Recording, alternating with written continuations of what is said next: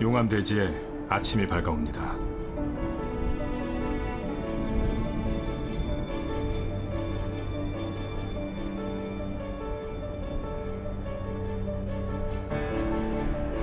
우리는 여기서 태초의 아침을 느낍니다.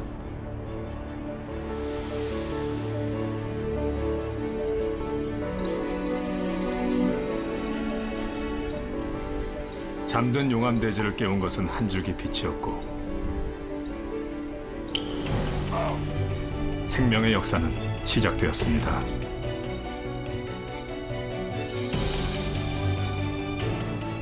시간의 덮개 위에 쌓인 신화와 전설.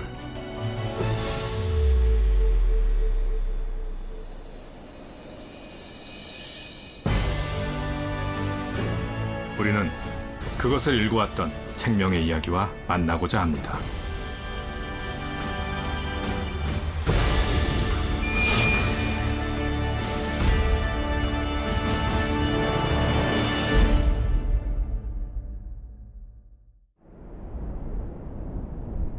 지구라는 행성에서 한라산의 역사는 그리 오래되지 않았습니다. 불과 19,000년 전까지 이 분화구를 통해 끊임없이 뜨거운 용암이 분출된 비교적 젊은 산이죠.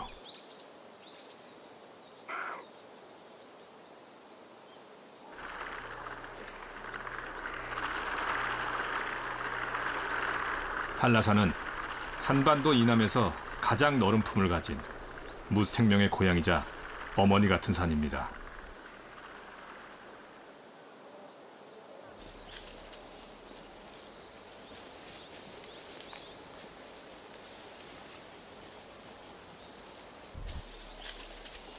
수컷 노루는 구상나무가 내준 길을 따라 암컷을 쫓죠. 익숙한 구상나무 숲 노루의 길.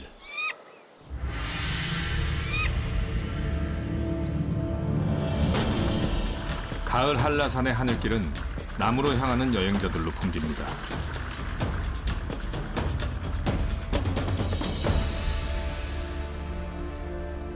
천적의 위협을 감수하고라도 돼새들이 이곳에 머문 까닭은 바로 이 열매 때문이죠. 구상나무 열매. 오로지 이곳 한라산에만 군락을 이루는 구상나무는 학명이 아비스 코리아, 한국 전나무란 뜻입니다.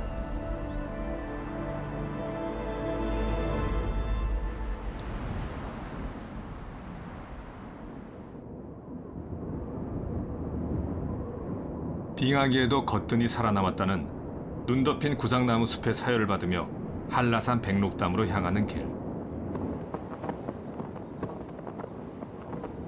아이제! 아이제! 히말라야 원정대가 눈보라 속에서 적응 훈련 중입니다.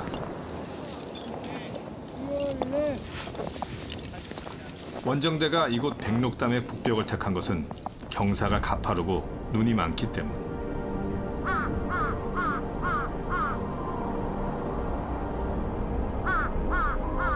북벽 너머로 마침내 백록담이 모습을 드러냅니다.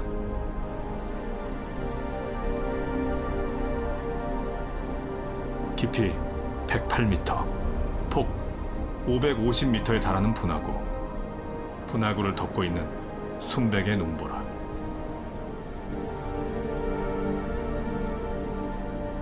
이것이 1950m 한라산 정상에 있는, 그래서 남쪽에서 가장 하늘과 가까이 있는 백록담의 위용입니다.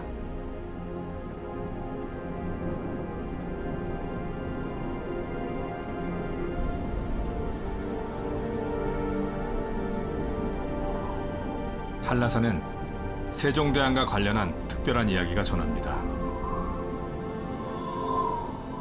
세종대왕은 장영실의 친구인 윤상우에게 한라산에 가서 반드시 노인성을 보고 오라며 2번에 걸쳐 명을 내리죠.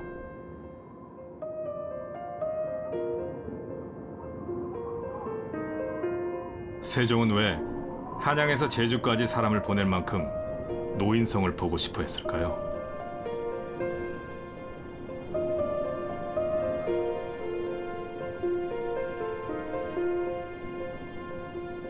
남극성이라 불리기도 하는 노인성. 남극 노인성은 사람의 수명을 관장하는 별로 알려져 있습니다. 그래서 노인성을 보면 나라가 태평해지며 장수한다고 믿었죠.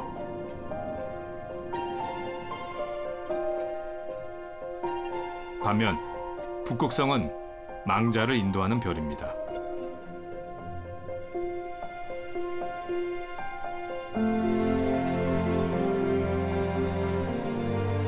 그렇다면 장수의 별 노인성은 어떻게 볼 수 있을까요? 겨울철 남쪽 밤하늘을 보면 방패연처럼 생긴 오리온 자리가 있습니다. 밑에는 오리온의 사냥개라 불리는 시리우스가 있죠. 시리우스 아래 수평선 위로 나지막히 떠가는 별. 이 별이 노인성입니다.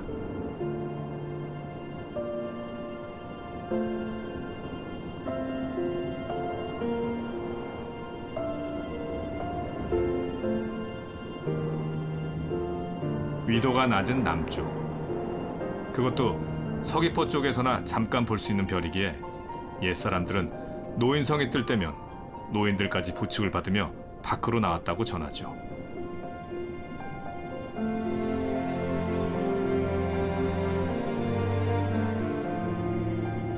노인성을 가장 잘 볼 수 있는 곳. 그래서 별들의 신전처럼 보이는 한라산 꼭대기엔 그에 걸맞는 또 하나의 전설이 있습니다. 흰백, 사슴록. 백록담이란 이름은 신선이 흰 사슴을 타고 와 물을 마시는 곳이란 의미입니다.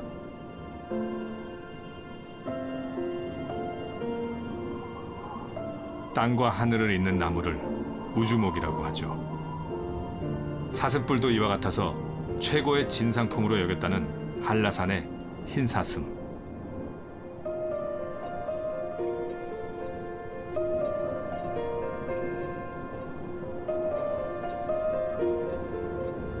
가장 높은 한라산은 위로는 360여 개의 오름을 거느리고 땅 밑으론 용암의 길을 품고 있습니다.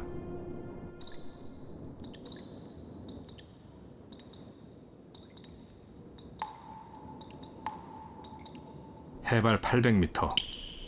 한라산에서 가장 높은 곳에 위치한 이 동굴은 한때 얼음 창고로 사용되기도 했죠.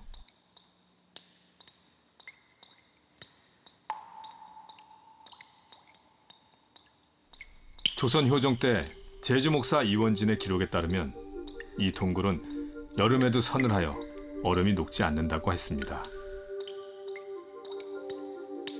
그러나 겨울철의 동굴 안은 바깥보다 따뜻하죠.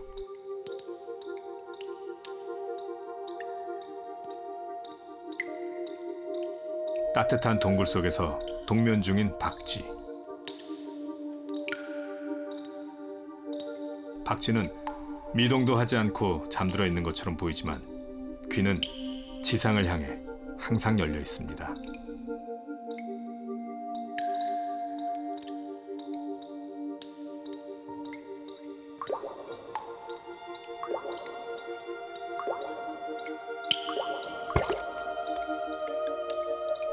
물방울은 겨울이 끝나고 있음을 알리는 신호죠. 눈을 감은 채 박쥐는 이 모든 소리를 듣고 있습니다.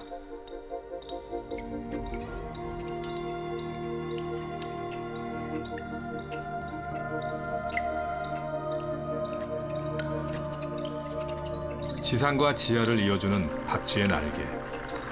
박쥐들은 서로 껴안은 채 긴 겨울을 견뎌냈습니다.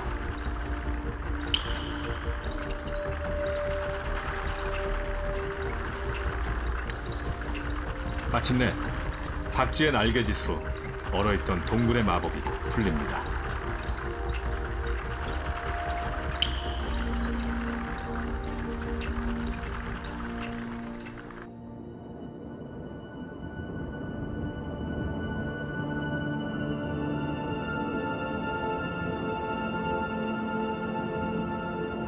(4월) 중순.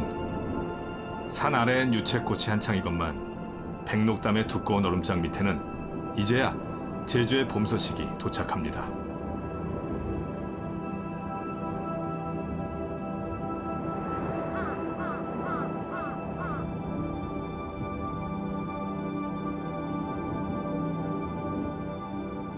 이때가 오기만을 애타게 기다리던 녀석들이 있죠.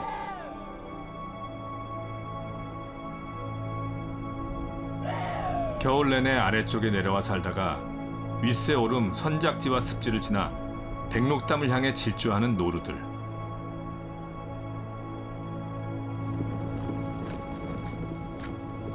노루들은 마치 약속이라도 한 듯 익숙하고 안전한 길을 따라 백록담에 모여듭니다.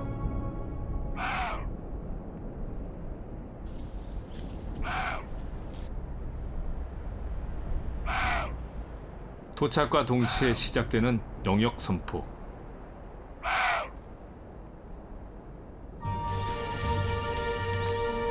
어린 수컷들의 질주가 거침없습니다.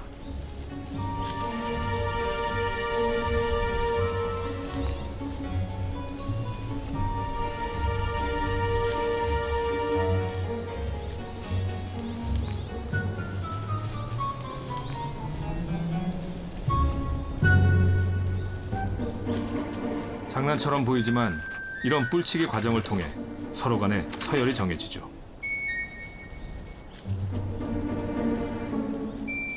이렇듯 어리지만 백록담의 삶은 늘 긴장과 질서를 요구합니다.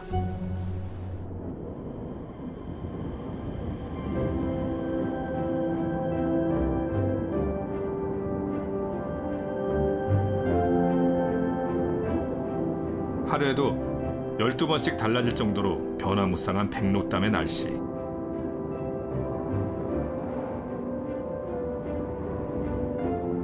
혹독한 바람에도 털 진달래는 꽃을 피우고 세상에서 가장 키 작은 나무인 돌매화는 오직 백록담 주변의 바위를 붙잡고 살아가죠.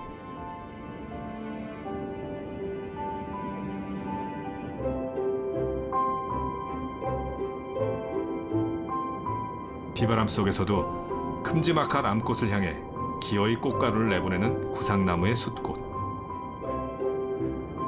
구상나무를 세계에 알린 영국인 윌슨은 제주 사람들이 열매를 보고 성게, 즉 쿠살랑이라 부르는 것에 힌트를 얻어 구상나무라 했죠.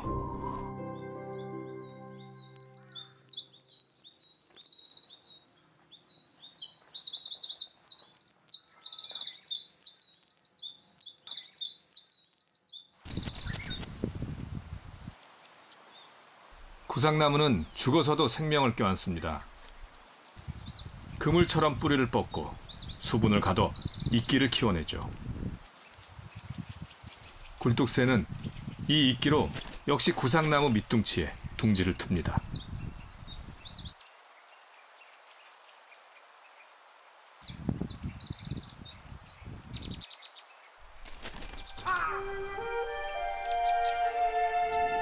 백록담 근처의 생명은 이렇듯 구상나무를 통해 씨줄과 날줄처럼 서로 얽혀 있죠.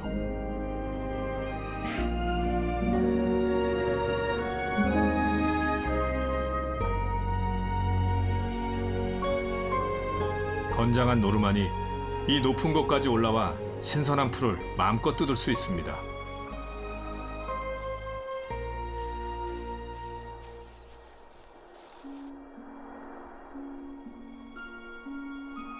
여유롭게 흐르는 백록담의 시간 위에 어느새 배가 잔뜩 무거워진 암컷 노루.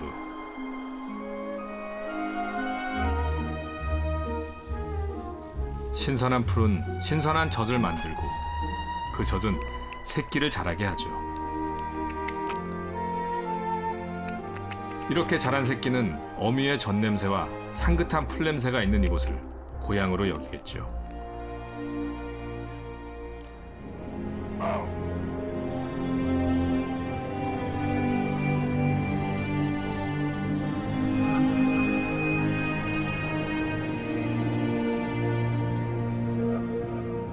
제주도는 한라산을 중심으로 오름에서 오름으로 이어진 땅입니다. 화산 분화구인 오름은 용암의 분출 형태에 따라 여러 가지로 구분되죠.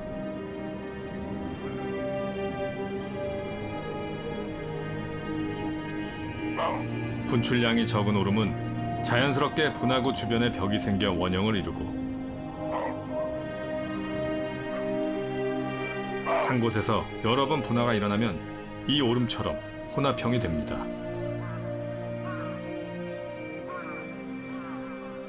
하지만 용암 분출량이 과도하게 많으면 한쪽 벽이 무너져 말발굽형이 되죠.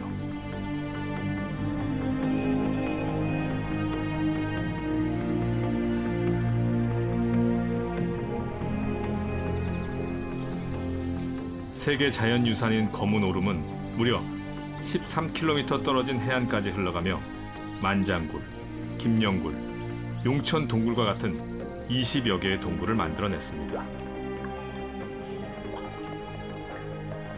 20만 년 전 화산 폭발 당시 기억으로 들어가는 비밀의 통로.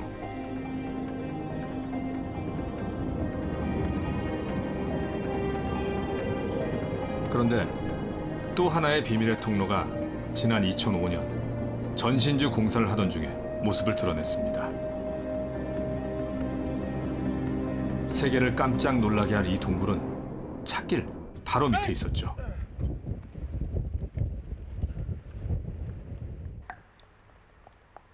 지상에서 겨우 8m 아래.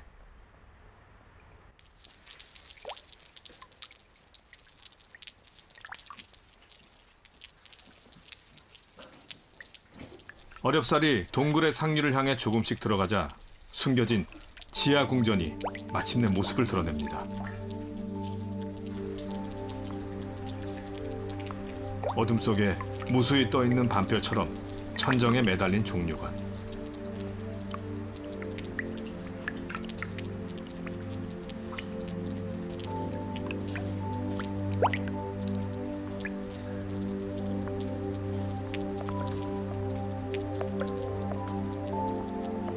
바닥에는 제주의 오름을 닮아있는 황금색 석순. 이 모두는 작은 물방울이 만들어낸 기적입니다.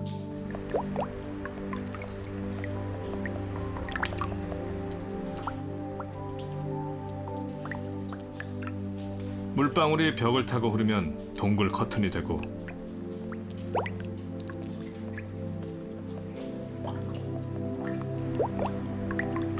밑으로 바로 향하면 종류석이 됩니다.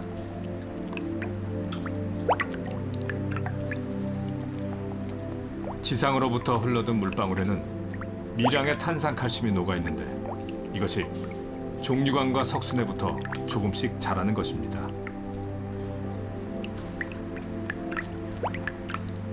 이 아름다운 예술품 하나하나에 지상의 생명, 물방울의 수고, 지하의 시간이 녹아있는 셈이죠. 또 저희가 조사한 바로는 1년에 한 0.02mm 정도 자라고요. 지금도 이제 자라고 있는 게 보입니다. 종류가 자라는 속도가 기후 변화, 환경, 온도의 변화를 지시하기 때문에 몇천 년 기간의 환경 변화를 지시하는 중요한 타임캡슐이라고 할 수 있죠. 용천 동굴은 분명 용암 동굴로 태어났지만 석회 동굴의 얼굴로 성장했습니다. 이것은 세계적으로 매우 드문 경우고 동굴학자들을 매료시키기에 충분했죠.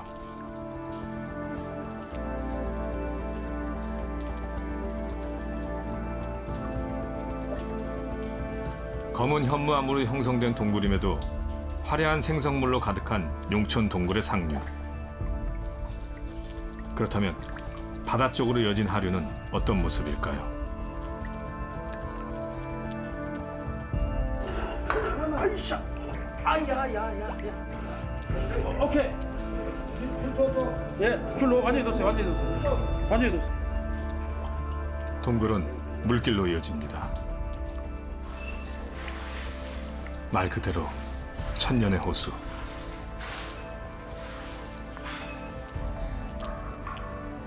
어둠의 동굴에 갇혀 지난 1000년 넘게 파도 한 번 쳐보지 못했어요. 너무도 잔잔한 호수. 이 고요하고 비밀스러운 동굴을 품고 있는 지상의 모습은 과연 어떨까요?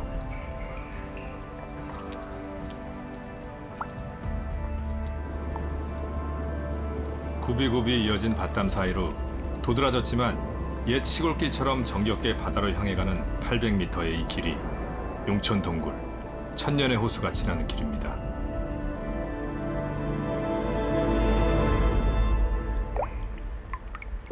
용천동굴 제일 끝부분에 호수 지역인데 한 18,000년 전에는 이제 수면이 한 지금보다 한 100m 정도 낮았습니다.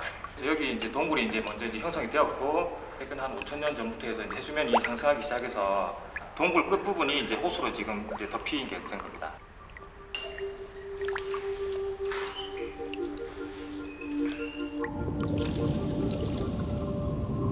바다로 이어졌으나 출구가 막혔다는 호수. 호수 밑은 정적과 어둠의 세계입니다.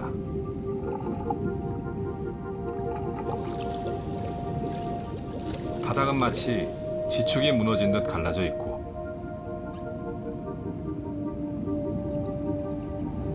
(1200도) 고온에서 녹아내린 용암 석수는 20만 년 전의 모습 그대로입니다.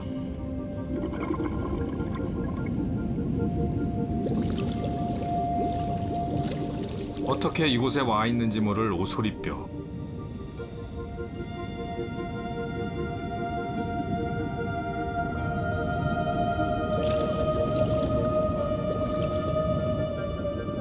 그런데 놀랍게도 이곳에 생명이 있습니다.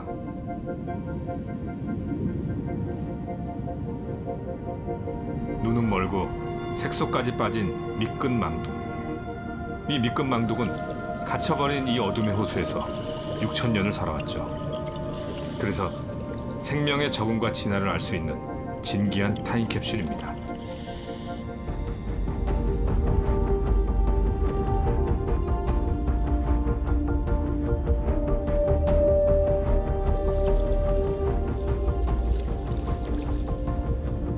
천년의 호수 입구.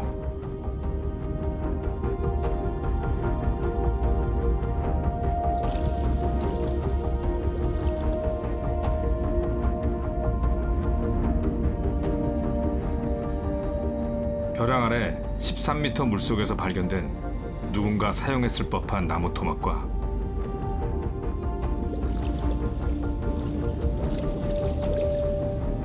무더기의 질그릇이 말해주는 인간의 자국.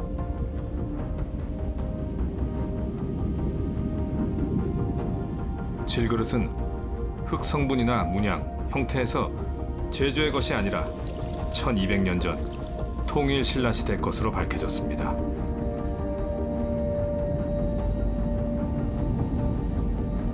그렇다면 그들은 도대체 누구였으며 또 지금까지 아무도 발견하지 못했던 것으로 알려진 용천 동굴을 어떻게 알고 찾아왔던 것일까요?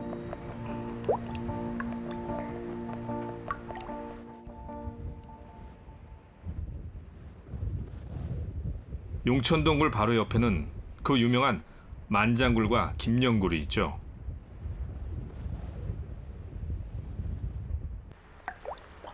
거대한 동굴은 많은 흔적을 남깁니다.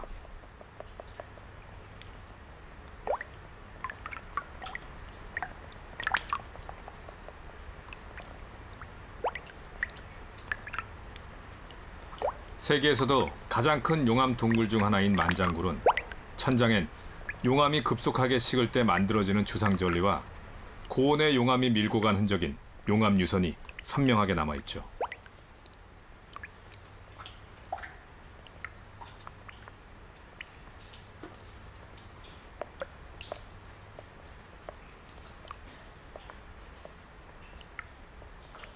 이제 이쪽으로 많이 휘어져 있거든요. 그건 이제 용암이 이쪽에서부터 이쪽으로 갔다는 말은 이제 지금 이쪽이 검은 얼음이 있는 방향이고요. 이쪽이 바닷가가 있는 방향입니다.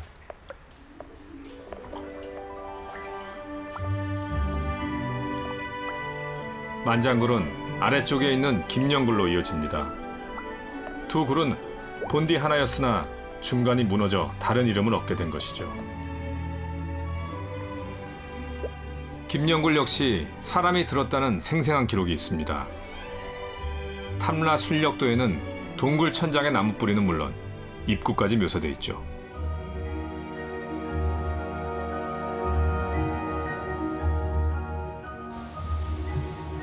이런 상세한 묘사를 했음에도 그들이 용천 동굴을 찾지 못한 까닭은 입구가 무너졌기 때문입니다.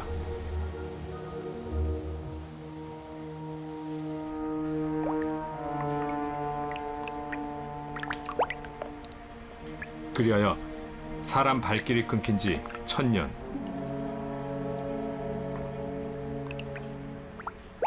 이것이 천년 전 동굴에 들어왔던 사람의 글씨입니다.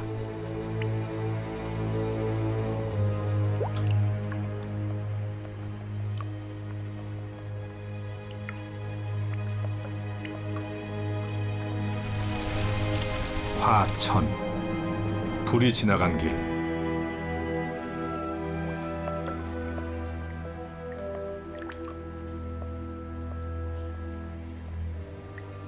그리고 그들이 바다에서 잡아와 두고 갔을 전복. 숯과 전복은 탄소 측정 결과 1000년이 넘은 것으로 밝혀졌습니다. 그렇다면 그들은 왜 이곳에 들어왔던 것일까요? 옆에서 보면 기가 막히게 잘 쌓아놔서 이게 1000년을 견디고 있었다는 게 사실은 참 믿기가 어려울 정도네요, 이게. 여기 마지막으로 사람이 들어온 게 1200~300년 전쯤 되니까 이렇게 제기도 있고 돌 모아놓고 이 도자기를 깨트린 흔적도 있고 뭔가 이렇게 의식적인 그런 행위를 한 것이 많은 걸로 봐서 바라면서 이렇게 쌓아놓은 거 아닌가 그런 생각이 들어요.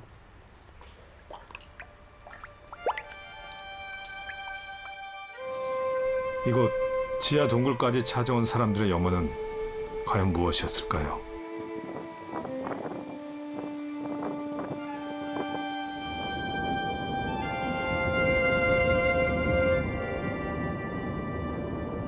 화산섬 제주는 가장 낮은 지하 동굴과 가장 높은 백록담이 용암의 길로 이어져 있습니다.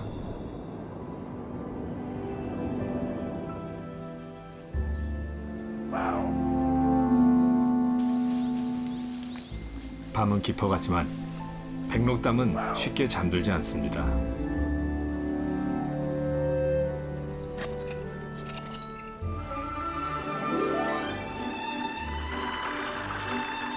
늘 생명들로 붐비는 백록담.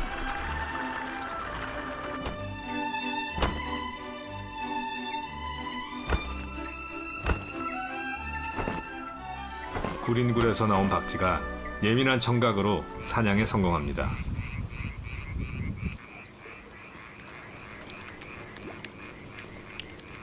박쥐 공격이 남긴 부산물을 챙기는 물방개들.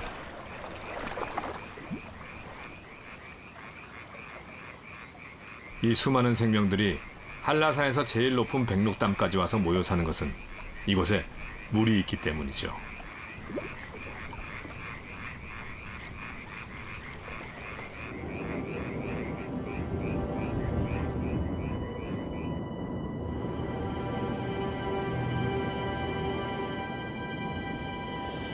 남쪽에서 하늘과 가장 가까운 곳. 물에 빠진 은하수를 보신 적 있으신가요? 한라란 이름도 이곳에서 나왔습니다.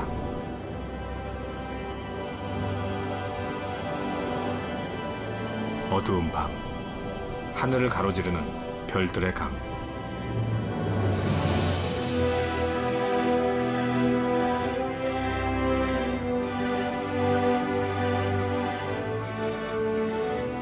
여름날의 밤하늘은 수많은 이야기들이 담긴 동화책이죠.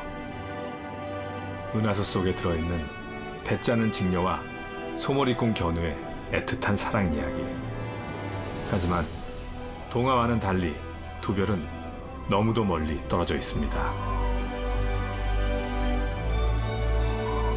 7월 7석이면 만난다는 견우와 직녀의 사이는 무려 빛의 속도로 달려도 16년이 걸리는 거리입니다.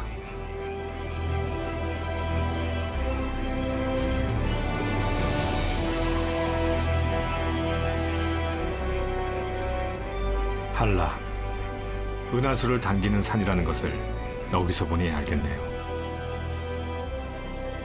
옛사람들은 별 하나하나에도 세심한 관심을 기울였죠. 하늘의 시간과 땅의 시간이 이어져 있고 그것이 사람의 질서를 만든다고 믿었기 때문입니다.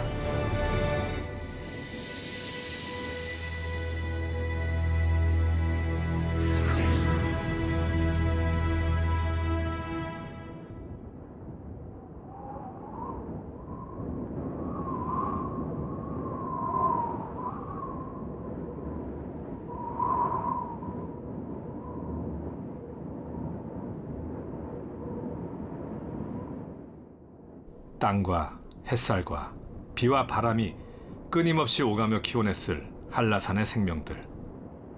한라산은 생태계의 보고입니다. 산이 높아 온대에서 한대에 이르기까지 수많은 생명들이 어울려 살아가죠.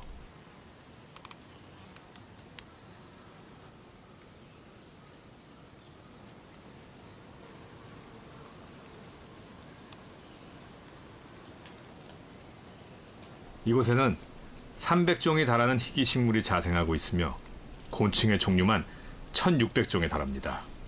그래서 한라산 전체가 천연 보호구역으로 지정돼 있죠.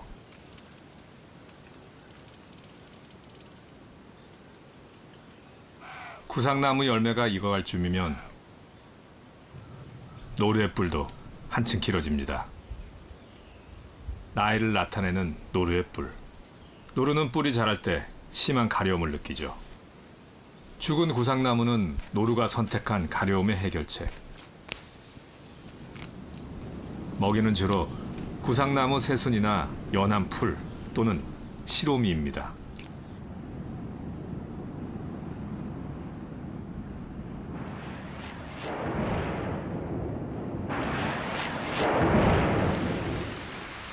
백록담의 날씨는 변화무쌍합니다. 비바람을 견뎌야 구상나무는 열매를 지킬 수 있죠.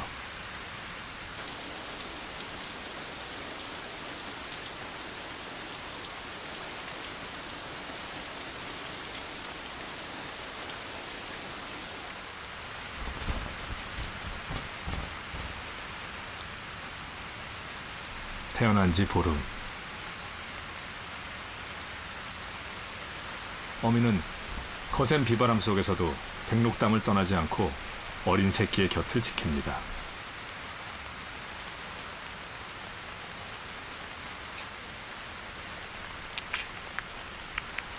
새끼는 이렇듯 백록담의 날씨와 어미의 행동을 보며 하루하루 성장합니다.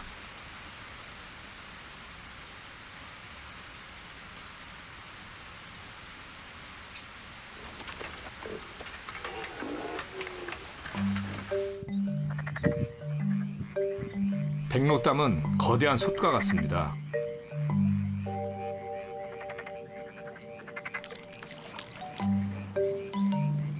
물이 귀한 한라산이 까닭에 노루로부터 작은 물속 생명들까지 모두 이 오아시스로 모여들죠.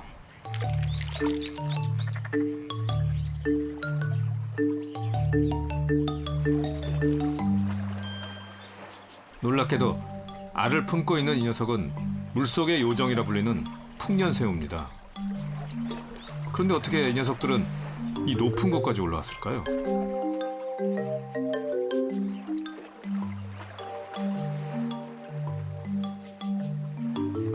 풍년새우의 알은 휴면 상태로 수십 년까지 견딘다는데 혹시 태풍에 날려온 것은 아닐까요?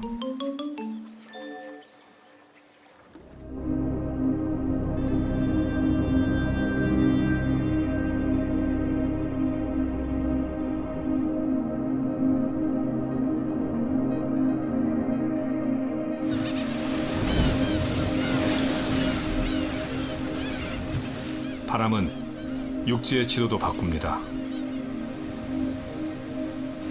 바람에 밀려온 이것은 모래 같지만 사실은 조개 껍질이나 성게의 부스러기.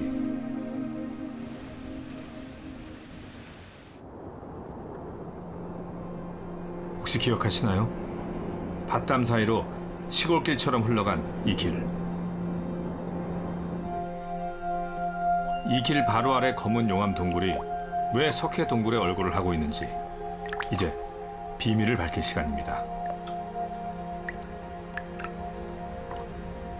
답은 바람에 있습니다. 바람이 바닷가에서 석회 성분의 모래를 가져와 동굴 속에 생명을 불어넣는 것이죠. 빗물에 녹은 모래 속의 탄산 칼슘이 용암의 틈을 비집고 들어와 이 같은 자연의 예술품을 만들고 있는 것입니다.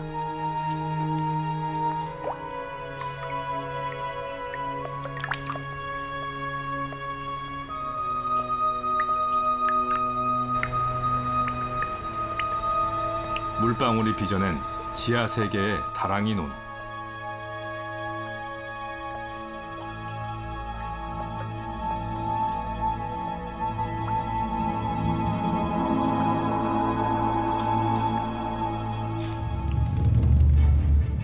그런데 무엇보다 세계 동굴학자들의 눈을 사로잡은 것은 바로 이것인데요. 지상으로부터 물을 찾아 내려온 뒤 탄산칼슘에 피복된 뿌리. 나무 뿌리가 종유석의 지주 역할을 하고 있는 것입니다. 말 그대로 바람과 모래와 식물 뿌리가 삼박자로 지하 궁전을 만들고 있는 것이죠. 나무 뿌리 형태를 그대로 잘 보여주고 있어요. 그래서 나무 뿌리 주변에 이 석회 성분이 코팅돼 가지고 만들어진 그런 아주 희한하게 생긴 동굴 생성물이에요.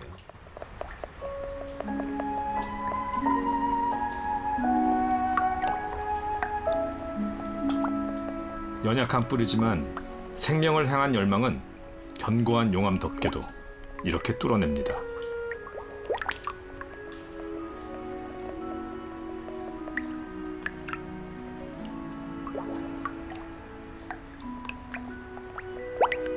그리하여 어두운 지하 세계와 밝은 지상 세계를 이어주는 생명의 끈.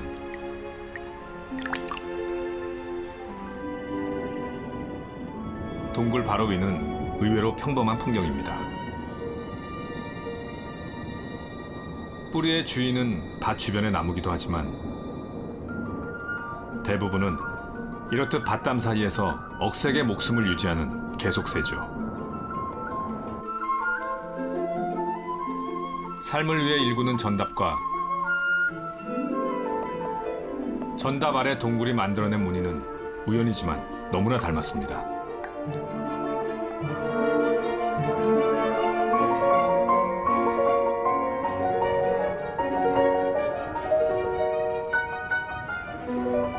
대지 위에 살았던 사람들의 시간과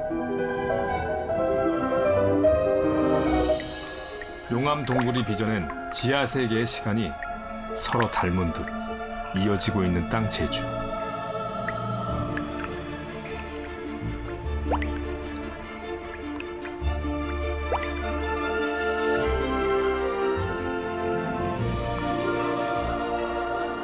제주의 땅은 이처럼 인간과 땅과 바람과 하늘이 빚어낸 거대한 또 하나의 예술 작품입니다.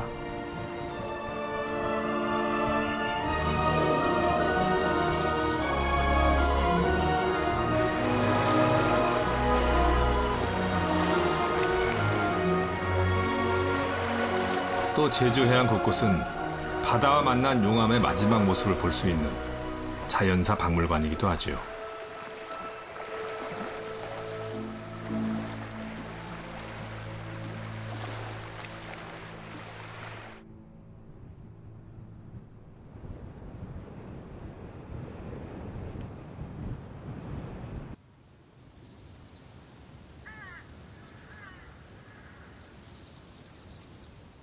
한라산의 여름. 백록담은 1년에 서너 번씩 물이 마릅니다.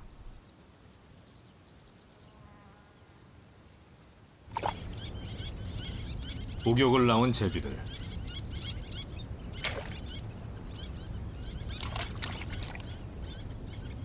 민가에 가까이 사는 제비들은 이 목욕을 위해 수고스럽게 백록담까지 올라왔습니다.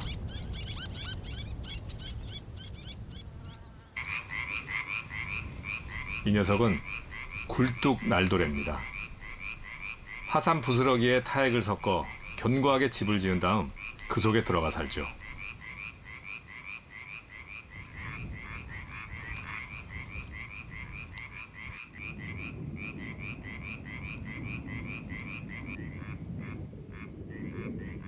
덩치 큰 도룡뇽이지만 무리로 몰려드는 강한 턱의 물방개를 당해낼 재간이 없습니다.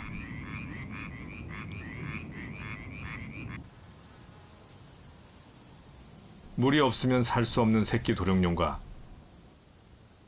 물이 마르기 전에 탈피를 서둘러야 하는 물벌레.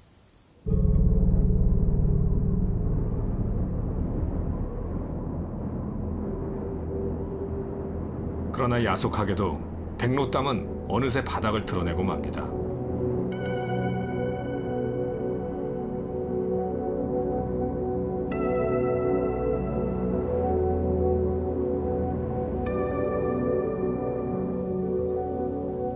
물이 솟지 않는 백록담은 여름이면 서너 시간 만에 바닥이 갈라지죠.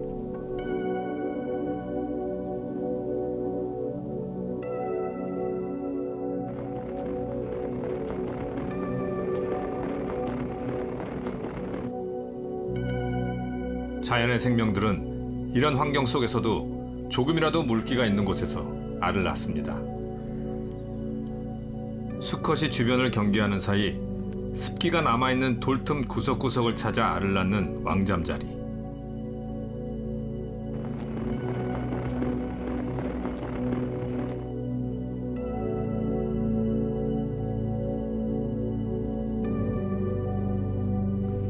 물방개는 바위 밑으로 숨었습니다. 어둡고 축축한 곳에서 다음 비가 올 때까지 견디기로 한 것이죠.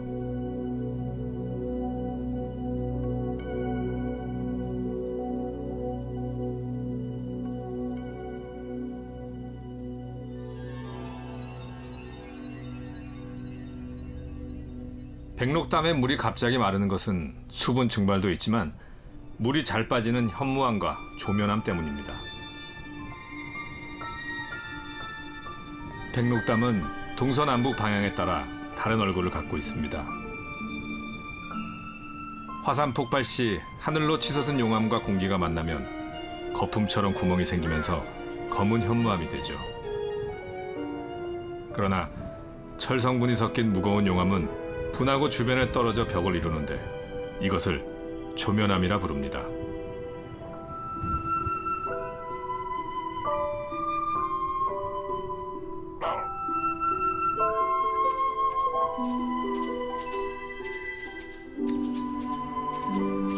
어미를 따르는 새끼의 걸음걸이에서 백록담의 경사를 가늠할 수 있습니다.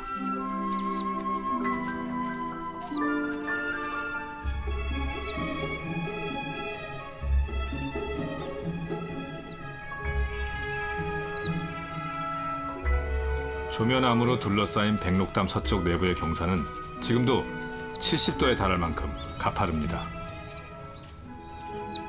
수만 년의 풍화가 있어 오늘에 이르지만 폭발 당시의 백록담은 지금보다 훨씬 가팔랐고 깊이도 200m에 달했죠.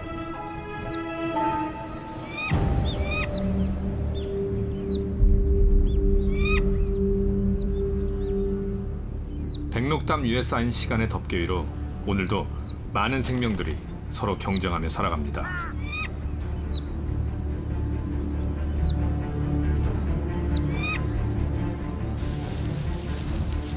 쫓고 쫓기는 치열한 전쟁터 같은 곳이지만 이 또한 자연이 생명들에게 제공하는 질서죠.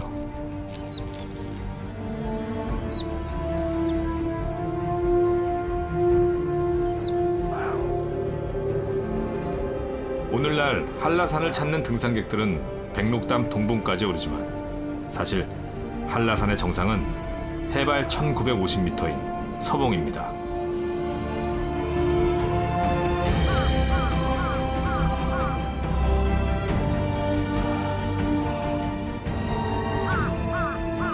한라산이 곧 제주임을 말하듯 바다를 덮는 한라산의 그림자가 보이시나요?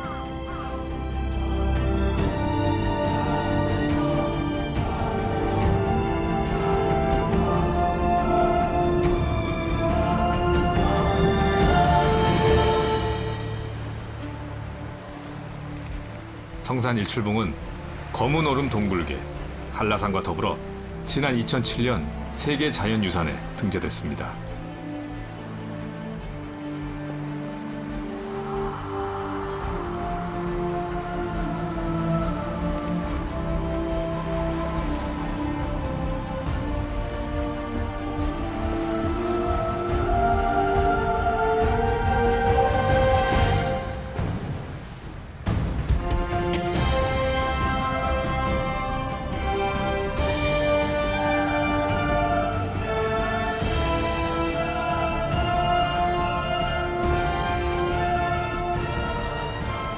제주도 사람들은 화산을 품고 삽니다. 지하에는 화산이 빚어낸 동굴이 있고 동굴 위에는 사람이 빚어낸 전답이 있습니다.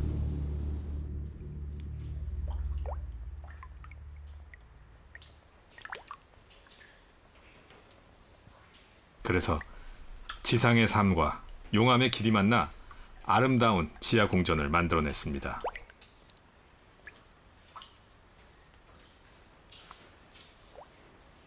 시간마저 정지된 듯 고요한 지하 궁전.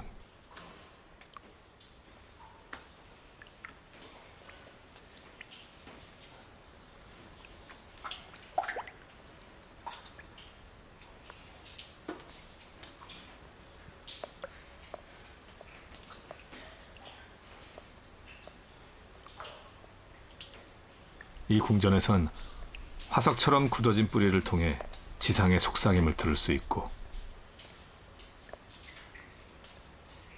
지상의 농부는 지하의 속삭임을 딛고 삽니다.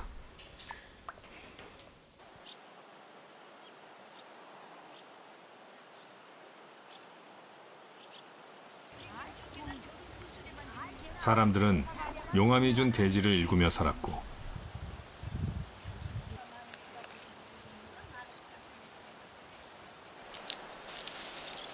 벌은 그 대지에 자신의 동굴을 만들며 장지뱀은 화산암에 몸을 말립니다.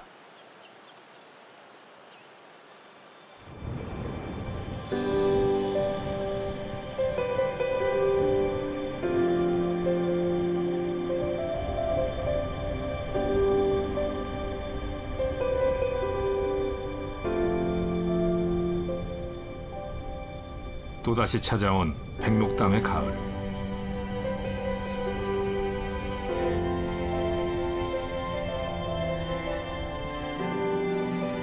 해물이 진 한라산.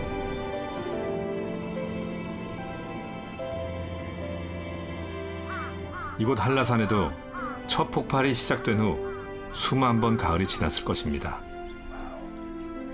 그 사이에 빙하 시대의 화석이라 불리는 구상나무는 따뜻해진 기온에 쫓겨 이 높은 곳까지 올라왔을 것이고 돼새들은 이 구상나무를 찾아 매년 거르지 않고 한라산을 찾게 됐을 것입니다.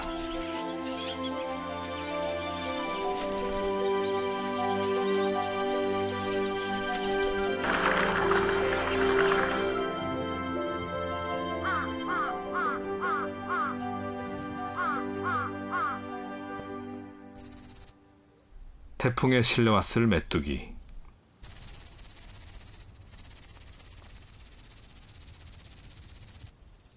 메뚜기는 마지막 의지할 곳인 화산암 구멍에 알을 낳음으로써 자연이 부여한 자신의 임무를 마칩니다.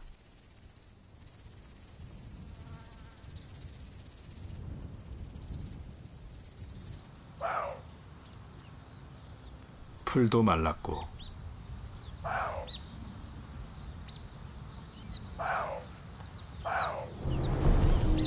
노루도 백록담을 떠날 때가 됐습니다.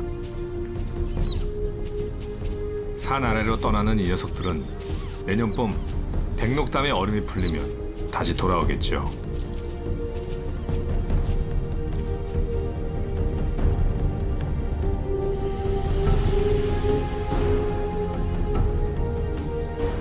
모든 생명들이 땅속으로 피하거나 아랫마을로 떠났지만 눈보라 속에서도 구상나무는 백록담을 지킵니다.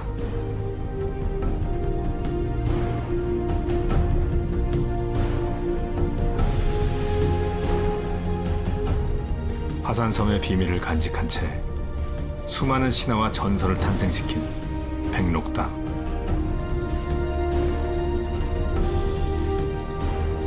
그 화산섬과 용암 동굴에 또다시 한 해의 시간이 쌓입니다.